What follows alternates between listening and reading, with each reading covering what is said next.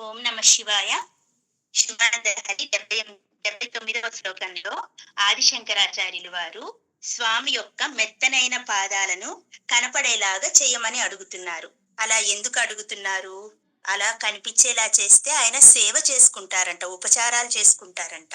నిన్న వధువుగా మారారు కదా! నిన్నటి శ్లోకంలో ఆయన ఈరోజు సేవ చేసుకోవడానికి అడుగుతున్నారు. మరి ఏంటా ప్రేమ? ఏంటా చమత్కారం? ఒకసారి చూద్దామా? ఎంత చమత్కారంగా ప్రేమతో చేశారో ఈ శ్లోకాన్ని ఆదిశంకరాచార్యులు వారు. శృతి మెత్తగా ఉన్న మీ పాదాలని ఒక్కసారి నా కళ్ళకు కనపడేలాగా చెయ్యి స్వామి, నేను చక్కగా వాటిని ఒత్తి ఒత్తి సేవ చేసుకుంటాను అన్నారు. ఆయన అసలు శ్రీశైల క్షేత్రంలో కూర్చొని శివానందలహరి రచన చేశారు. పాలధార పంచదార దగ్గర కూర్చొని. ఎంత గొప్ప క్షేత్రమో ఆలోచించండి. ఇది శ్రీశైల క్షేత్రం ఎంత గొప్పది అని చెప్పడానికి పరమాచార్యులు వారు ఉన్నారు కదా! ఆయనంట శ్రీశైల క్షేత్రానికి వెళ్ళి ఎక్కడ తన శరీరాన్ని వదలాలి అని ఆలోచించి శ్రీశైల క్షేత్రం అయితే నాకు కరెక్ట్ అని భావించి అక్కడికి వెళ్ళి ఈ పాలధార పంచదార దగ్గర కూర్చొని తన శరీరాన్ని వదిలేయాలని నిర్ణయం తీసుకున్నారు. తీసుకుంటే అతనితో పాటు శిష్యులందరూ బాధపడి, స్వామి మీరు లేకపోతే మమ్మల్ని నడిపించేవారు లేరు, వద్దు, మీరు ఇంతటి నిర్ణయం తీసుకోవద్దు అని బతిమలాడి సమాధి స్థితిలోకి వెళ్ళబోతున్న ఆ పరమాచార్యుల వారిని వద్దు అని బతిమలాడుకొని కాళ్ళు పట్టుకొని వేడుకొని తీసుకొని వచ్చారు. ఎంతటి ప్రశస్తమైన క్షేత్రం అండి! అలాంటి క్షేత్రం మనకి దగ్గర ఉండటం, అది ఆదిశంకరాచార్యులు వారు అక్కడ కూర్చొని శివానంద లహరి రచన చేయటం, అది మనం ఇంత వివరంగా తెలుసుకోవడం అంతా ఆ శివుడు ఇచ్చిన అదృష్టం మనకి. ఎంత చమత్కారంగా ఎన్ని రకాలుగా అడుగుతున్నారో ఆయన మీద భక్తిని. ఇప్పుడేమో ప్రేమగా ఆ శుతిమెత్తనైన పాదాలను ఇవ్వమంటున్నారు. ఎందుకంట అప్పుడు మార్కండేయుడు కోసం వచ్చిన యముణ్ణి కొట్టి ఆ శుతిమెత్తనైన పాదాలు కందిపోయి ఉన్నాయంట, వాటికి సేవ చేసుకుంటాడు. ఇలాగే కాదు, నువ్వు ఏ భక్తుడైనా ఆర్తితో పిలిస్తే పరిగెత్తుకొని వచ్చి వాళ్ళ కోసం నువ్వు ఈ శరీరాన్ని నువ్వు కష్టపెట్టుకుంటుంటావు స్వామి అని శ్వేతుడు అనే ఒక చిన్న కథని చెప్పాడు. ఒక కథను గురించి కథని చెప్పాడు. ఆ కథ ఏంటో మనం తెలుసుకుందాం. ఒక ఊరిలో శ్వేతుడు అనే గొప్ప శివభక్తుడు ఉండేవాడు. ఆయనకి శివభక్తి తప్పితే మరొక ప్రపంచమే తెలియదు. ఆయన నిత్యకృత్యం అంతా కూడా శివుడు కోసమే చేస్తూ ఉంటాడు. ఆయన ఏ పని చేసినా శివార్పణం అనుకుంటూ ఉంటాడు.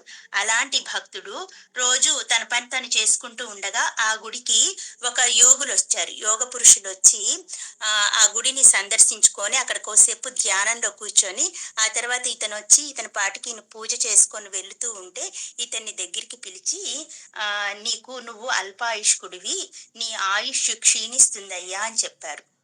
అని చెప్పగానే మనం ఏం చేస్తాము? మన పోటోళ్ళకి ఎంత భయం వేస్తుంది కదా! కంగారు పడిపోతాం. అయ్యో నేను పోతానంట అని. ఎప్పటికైనా పోవలసిన వాళ్ళమే, కానీ మనకు భయం ఎక్కువ. అతనేమన్నాడు? శివభక్తుడు ఆయన, గొప్ప శివభక్తుడు. అవునా, నేను అల్పాయుష్కుడినా? అయితే పర్లేదు, దాందేముంది, ఎవరిమైనా ఎప్పుడైనా పోవాల్సిందే. సరే, ఉన్న ఈ కొంచెం జీవితం అంతా, నా ఆయుష్ అంతా ఆ పరమేశ్వరుడికే అంకితం చేస్తాను అని చెప్పి, వీళ్ళు నీకు అసలు ఆయుష్ లేదు అని చెప్పిన సంగతే మర్చిపోయాడు. అసలు దాని గురించే పట్టించుకోలేదు. దాని గురించి పట్టించుకోకుండా వదిలేసి ఆ పరమేశ్వరుడు భక్తే చాలు నాకు అని ఆ పరమేశ్వరుడి ఆరాధనలోనే కాలం గడిపాడు. ఎందుకు?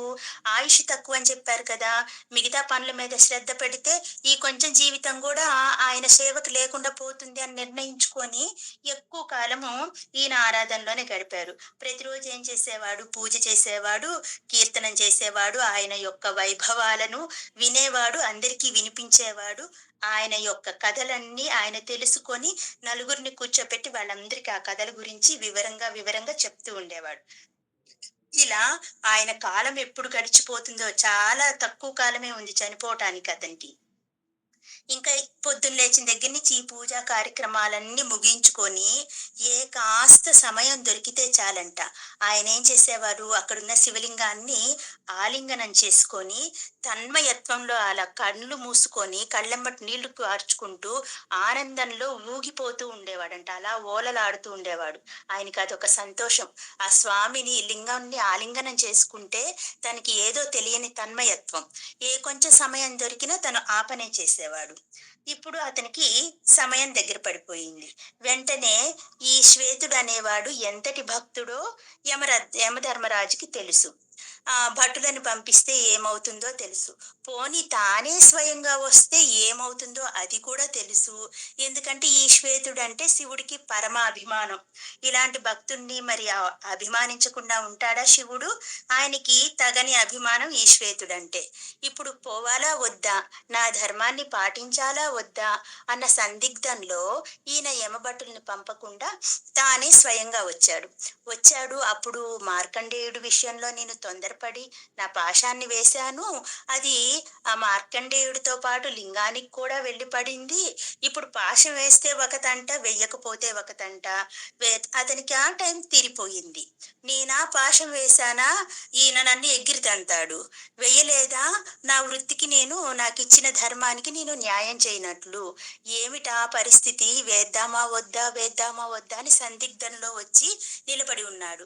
ఈయన వచ్చి నిలబడి ఉన్న సమయంలో ఈయనేం చేస్తున్నాడు శ్వేతుడు, కరెక్ట్ గా అదే సమయానికి ఆయన పూజంతా ముగించుకొని ఆ శివలింగాన్ని ఆనందంతో ఆలింగనం చేసుకొని తన్మయత్వంలో ఊగిపోతున్నాడు. ఈ యమధర్మరాజు వచ్చింది తెలియదు, ఆయనకు చుట్టూ ప్రపంచంలో ఏం జరుగుతుందో తెలియదు. ఆయన కేవలం తన్మయత్వంలో ఉన్నాడు. అలాంటి టైంలో ఈ యమధర్మరాజు చెయ్యి వణుకుతూ వణుకుతూ పాసం తీయబోతుండగానే శివుడు ఆ లింగాన్ని ఛేదించుకొని బయటకొస్తాడు శివుడు. ఆ క్షణం యమధర్మరాజు వణికిపోతానే ఉన్నాడు. అనుకున్నట్టే ఈయనేం చేశాడు, తన మూడో కంటిని తెరిచి యమధర్మరాజుని భస్మం చేసేశాడు. ఎప్పుడైతే శివలింగం ఇలా చీల్చబడి ఆయన బయటికి వచ్చాడో శివుడు, అప్పుడు బాహ్య స్మృతి వచ్చింది ఈ శ్వేతుడికి.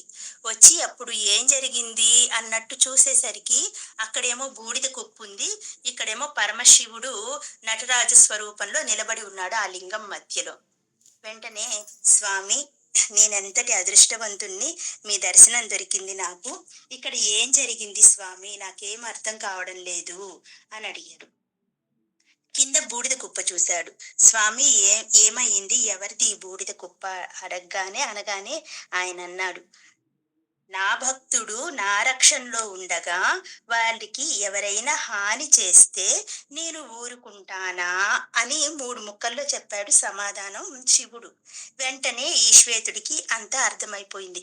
ఓహో, నేను అల్పాయుష్కుణ్ణి కదా, నన్ను తీసుకెళ్లడానికి యమధర్మరాజు వచ్చుంటాడు, ఈయన నా మీద ప్రేమతో ఆయన్ని భస్మం చేసేసుంటాడు అని అర్థం చేసేసుకొని ఆ 3 ముక్కలతోనే ఆయనకి మొత్తం అర్థం చేసుకొని వెంటనే, స్వామి ఎంత పని చేశారు స్వామి నా కోసం మీరు అంటే, నేనేం చేశాను, నన్ను ఆశ్రయించిన భక్తులకి నేను అమృతత్వాన్ని ఇవ్వాలి కదా, నువ్వు నన్ను ఎంతో శ్రద్ధగా పూజ చేసుకొని మెప్పించుకొని నన్ను నీ దగ్గర నుంచి వెళ్ళనీయకుండా చేస్తున్నావు నీ భక్తితో, మరి అలాంటి నిన్ను తీసుకువెళ్ళడానికి వస్తే నేను ఊరుకుంటానా, నేను నీకు అమృతత్వాన్ని ఇచ్చే తీరుతాను కదా అంటే, అలా కాదు స్వామి, పుట్టిన ప్రతి వ్యక్తికి మరణించక తప్పదు అని మీరే శాసనం చేశారు. అలాగే ఇంకేం చేశారు, యముడు లేకపోతే ఎలా కుదురుతుంది అసలు, మీరు ఆ ఒక్కటే ఆలోచించండి. ఆయన్ని కూడా మీ సృష్టిలో భాగంగానే చేశారు కదా, అతనికి ఈ సంహారం అనే క్రియని ఇచ్చింది మీరే కదా, యమధర్మరాజుని సంహారపతిగా నియమించి అతను చేయవలసిన బాధ్యతలేంటో అప్పగించింది మీరే కదా, మరి ఆయన లేకపోతే ప్రపంచం తలక్రిందులవ్వదా, ఈ జీవన వ్యవస్థ అంతా అస్తవ్యస్తం అవుతుంది కదా, దయచేసి ఆయన్ని పునరుజ్జీవింప చేయండి, మళ్ళీ జీవింప చేయండి అని అడిగాడు.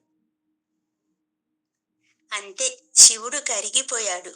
అయ్యో, నేను చచ్చిపోతున్నానన్న బాధ నీకు లేదు, నా వల్ల ఎదుటి వాళ్ళకి ఎంత కష్టం వచ్చిందని ఆలోచిస్తున్నావు, ఇది కదా భక్తి అంటే అని శివుడు సంతోషించి, ఎంత బాగా ఆలోచించావు నాయనా, ఇదే బుద్ధి కుశలత అంటే, ఇదే భక్తి, జ్ఞానము, ప్రేమ, దయ అన్ని గుణాలను సంపాదించుకున్నావు నాయనా నువ్వు. ఈ చిన్న వయసులోనే ఎంత గొప్పవాడిగా కనిపిస్తున్నావో నా కళ్ళకి. సరే, నువ్వు అడిగిన భక్తులు ఏ కోరిక అడిగినా కానీ తీర్చటమే నా తక్షణ కర్తవ్యం అని యముణ్ణి మళ్ళీ తిరిగి బతికించాడు ఆ పరమేశ్వరుడు. బతికించిన తర్వాత యముడు వచ్చి ఆయన పాదాలని పట్టుకొని వేడుకున్నాడు. అప్పుడు యముణ్ణి శ్వేతుడిని ఇద్దరిని ఆశీర్వదించి పంపించేశాడు. మనల్ని కూడా అలాగే ఆదిశంకరాచార్యులు వారు ఏం చెప్తున్నారు, ఆ పరమేశ్వరుని యొక్క పాద సేవలో తరించటం కన్నా వేరొక పని మనకి వద్దు. ఈ ప్రాపంచిక విషయాల వైపు వెళ్ళొద్దు. అలాంటి పరమేశ్వరుడి పాదాలను దొరికేలాగా మనం చేసుకోవాలంటే ఆయన ఎప్పుడు చెప్పాడు చూడండి, ఎప్పుడూ యోగుల యొక్క మనస్సుల్లో సంచారం చేస్తూ ఉంటారంట. అలా మన మనసుల్లో కూడా సంచారం చెయ్యాలంటే మనం ఏం చెయ్యాలి? ఇంద్రియ నిగ్రహాన్ని, మనో నిగ్రహాన్ని తెచ్చుకోవాలి. మనకిచ్చిన బాధ్యతలను చూసుకుంటూనే మిగిలిన టైంలో ఆ పరమేశ్వరుడి పాదాల మీద భక్తిని తెచ్చుకోవాలి. ఆ పరమేశ్వరుడి పాద సేవ చేసుకుంటూ తరించిపోవాలి. ఇదే మన యొక్క కర్తవ్యం అని ఆదిశంకరాచార్యులు వారు ఈ చిన్న కథ ద్వారా మనందరికీ తెలియజేస్తున్నారు. అలాగే మనం కూడా ఆయన స్తుతిమెత్తని పాదాలని మన మనసులో పెడితే మనం కూడా చక్కగా సేవ చేసుకుందామా మరి? ఓం నమ శివాయ.